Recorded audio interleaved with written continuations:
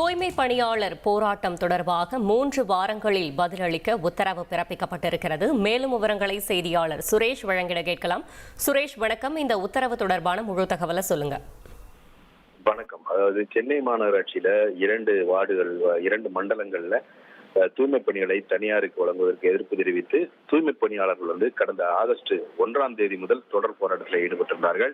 இந்த நிலையில உயர்நீதிமன்றத்தினுடைய உத்தரவின் அடிப்படையில ஆகஸ்ட் 13ஆம் தேதி நள்ளிரவுல தூய்மை பணியாளர்களை அப்புறப்படுத்தக்கூடிய நடவடிக்கைகளை காவல்துறையினர் ஈடுபட்டனர். அப்போது தூய்மை பணியாளர்களை தாக்கி காவல்துறையினர் மனித உரிமை மீறல்களில் ஈடுபட்டதாகவும் பாலியல் ரீதியாக தொந்தரவுகள் அளித்ததாகவும் கூறி ஜோதி என்ற பெண் தூய்மையாளர் உட்பட 12 தூய்மை பணியாளர்கள் உயர்நீதிமன்றத்தில் வழக்கு தாக்கல் செய்திருந்தார்கள். அந்த மனுவில் காவல்துறையினருடைய அத்துமீறல் குறித்து மாநில மனித உரிமை ஆணையம் விசாரணை நடத்த உத்தரவிட வேண்டும். பெண் தூய்மை பணியாளர்களுக்கு எதிரான பாலியல் தொல்லை குற்றச்சாட்டுகள் குறித்து தமிழ்நாடு மாநில மகளிர் ஆணையம் விசாரணை நடத்த உத்தரவிட வேண்டும். மனித உரிமை மீறலிலும் அதே போல பாலியல் தொல்லையிலும் ஈடுபட்ட அந்த காவல்துறையினருக்கு எதிராக ஒழுங்கு நடவடிக்கை எடுக்க உத்தரவிட வேண்டும்.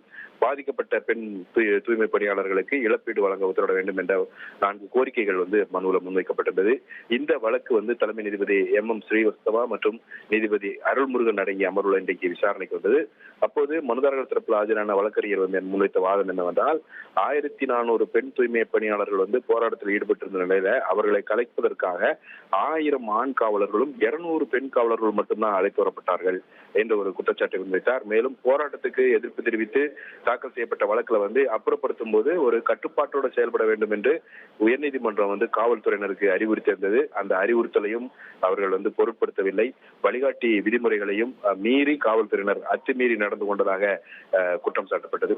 இந்த குற்றச்சாட்டுகளை மறுத்த அரசு கூடுதல் தலைமை வழக்கறிஞர் ரவீந்திரன் போராட்டத்தில் ஈடுபட்டவர்களை கலைந்து செல்லப்படி கூறியும் அவர்கள் மறுத்ததால் தான் கைது நடவடிக்கை மேற்கொள்ளப்பட்டது.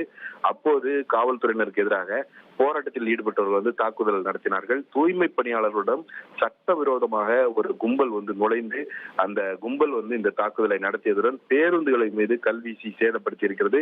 இந்த அனைத்துக்கும் வீடியோ ஆதாரங்கள் இருக்கிறது. அதை தாக்கல் செய்ய தயாராக இருப்பதாக தெரிவித்தார்.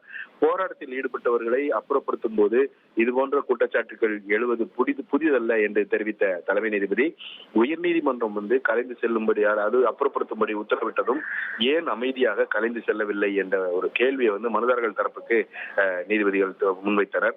அரசு ஒரு கொள்கை முடிவை அறிவிக்கும் போது அது குறித்து வாக்களித்த தேர்ந்தெடுத்த அரசு ஆட்சியாளரிடம் கேள்வி எழுப்ப வேண்டும் அல்லது சட்ட ரீதியாக அணுக வேண்டும் என்று தெரிவித்த தலைமை நீதிபதி போராட்டங்களை அனுமதி பெற்று அனுமதிக்கப்பட்ட இடங்களில் மட்டுமே நடத்த வேண்டும் என்றும் தெரிவித்தார்.